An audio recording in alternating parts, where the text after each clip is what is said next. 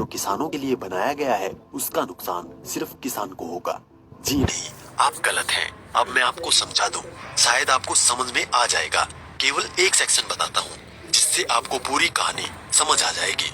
जो contract farming है, उस कॉन्ट्रैक्ट फार्मिंग की धारा 3, उसमें जो है जो एग्रीमेंट होगा किसान और व्यापारी के बीच में, मैं उसके बारे में बताता हूँ। आप समझ जाएंगे, उसके बाद कुछ बताने की जरूरत नहीं पड़ेगी। उस धारा 3 में लिखा है कि किसान और व्यापारी के बीच में एग्रीमेंट होगा। उसमें ये लिखा जाएगा, नंबर 1, किसान को अपनी जमीन पर कौन सी फसल उगानी होगी। नंबर 2, उस फसल का ग्रेड क्या होगा, स्टैंडर्ड क्या होगा और उसकी क्वालिटी क्या होगी। नंबर 3, उस फसल को उगाने के लिए जो बीज होगा, जो खाद होगा, जो कीटनाशक होंगे, जो मशीनरी होंगी, जो तकनीक होगी, उसे वो व्यापारी जिसके साथ समझौता हो रहा है वो देगा। उसके बाद उसी एग्रीमेंट पर लिखा जाएगा उसकी कीमत क्या होगी।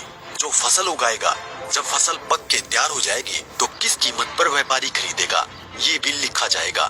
साथ में ये भी लिखा जाएगा कि इस फसल की कितनी बार चेकिंग होगी। तो बोते समय जब फसल बढ़ रही होगी उस समय, और जब फसल कट के व्यापारी खरीदेगा उस समय, 3 समय उसकी चेकिंग होगी। अब मैं आपको समझाता हूँ एक बहुत मोटे से उदाहरण से। समझो, ये मानिए कि इस कानून के हिसाब से पूरे देश की जमीन, पूरे देश के जो किसानों के पास जमीन है, उसका जो व्यापारी है उनसे एग्रीमेंट हो गया। व्यापारियों से एग्रीमेंट होने के बाद सारी जो फसल है वो कहाँ जाएगी, व्यापारी के घर में। इसका मतलब ये हुआ कि सरकार के पास खरीदने के लिए एक दाना नहीं बचेगा। सारी की सारी फसल व्यापारी खरीद के ले जाएगा। और व्यापारी कितनी फसल खरीद सकता है, पहले उस पे प्रतिबंधता थी। अब आवश्यक पशु अधिनियम से वो बैरिकेड हटा दिए गए हैं। यानी कि जो एक लगा रखा था बैरियर कि इससे ज्यादा नहीं खरीद सकते, लिमिट लगा रखी थी, लिमिट को खत्म कर दी। इसका मतलब व्यापारी जितनी चाहे फसल खरीद के अपने गोदाम में रख सकता है। अब मानिए कि पूरी फसल किसान से व्यापारी के घर चली गई, तो आप थोड़ा सा पीछे आइए। 2013 में इस सरकार ने संसद में कानून बनाया था इस देश के गरीब लोगों के लिए। 82 करोड़ गरीब लोगों के लिए नेशनल फूड सिक्योरिटी एक्ट यानी राष्ट्रीय खाद्य सुरक्षा कानून के तहत 82 करोड़ लोगों को 3 रुपए किलो चावल, 2 रुपए किलो गेहूं और 1 रुपए किलो मोटा अनाज देना था। अब मैं आपसे सवाल पूछता हूँ, अब समझिए, आप सब कुछ जब सारा अनाज व्यापारियों के पास चला गया, सरकार के पास कुछ नहीं है, तो सरकार इन 82 करोड़ लोगों को कहां से अनाज दिलाएगी, पहले तो ये बताएं। इसका मतलब जो 82 करोड़ गरीब सरकार की मदद पर निर्भर था वो खत्म हो गया। मतलब आप कह रहे हैं कि किसानों के खिलाफ बिल है, किसानों की भलाई की बात कर रहे हैं, किसानों के खिलाफ लोग समझ रहे हैं। नहीं, ये पूरे देश के खिलाफ है। इससे 82 करोड़ गरीब खत्म। देश में 5 लाख जो राशन की दुकानें हैं वो भी खत्म। 5 लाख राशन की दुकानों में कुछ रोजगार भी मिलता होगा, वो भी खत्म। अब इसके बाद आप आ जाइए कि जब किसान को सारी चीजें, जो खाद भी है, बीज भी है, कीटनाशक भी है, मशीनें भी हैं, तकनीक भी है, वो व्यापारी जिससे समझौता हुआ है वो ही देगा। तो जो व्यापारी ये काम करते हैं, कोई खाद बेचता है, कोई बीज बेचता है, कोई मशीन बेचता है, तो कोई कीटनाशक बेचता है, वो व्यापारी भी खत्म। तो आपने व्यापारी खत्म कर दिए, गरीब मजदूर खत्म कर दिए, और किसानों को आपने बंधक बना दिया, मजदूर बना दिया, गुलाम बना दिया। कैसे? अब मैं बताता हूँ। जब किसान की जमीन पर एग्रीमेंट हो गया तो किसान चाहकर भी अपनी जमीन में मानो मक्का बोए हुए है, मक्के से एक बोटा तोड़ के नहीं खा सकता। आज की तारीख में तो खेत में जाओ और एक नहीं 10, 20, 50 जितने भुट्टे तोड़ के खाने हैं खाओ, खूब सेक के रिश्तेदारों को भी ले जाओ। साथ में गन्ना अगर बो रखा है, एक गन्ना नहीं खा सकता। क्यों? क्योंकि व्यापारी से समझौता है। अगर एक गन्ना टूट गया तो फिर उसके बाद व्यापारी से लड़ते रहो। आप एसडीएम के यहाँ, एडीएम के यहाँ। मतलब ये है कि अपनी ही जमीन पर किसान अपने लिए, अपने बच्चों के लिए अगर मन करता है, जो फसल किसानों ने उगाई है, किसानों की मेहनत है, उसमें से एक दाना नहीं ले सकता। ऐसे कानून का क्या करेगा किसान?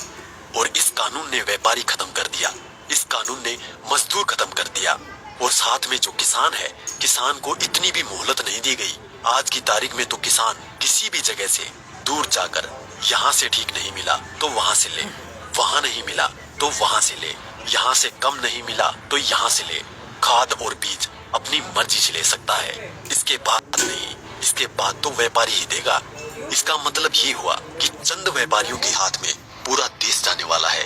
और जब व्यापारी के साथ में समझौता हो गया तो कोई भी बैंक किसान को लोन नहीं देगा। इसका मतलब ये हुआ कि अगर उसे पैसे चाहिए किससे लेगा? एक ही रास्ता बचा है, उस व्यापारी से। तो सरकार कहती है कि जमीन नहीं जाएगी, तो ऐसे जाएगी जमीन। और उसी व्यापारी से जब वो कर्जा लेगा, धीरे धीरे कर्जा बढ़ता चला जाएगा और कर्जा बढ़ता चला जाएगा, व्यापारी का ब्याज बढ़ता चला जाएगा।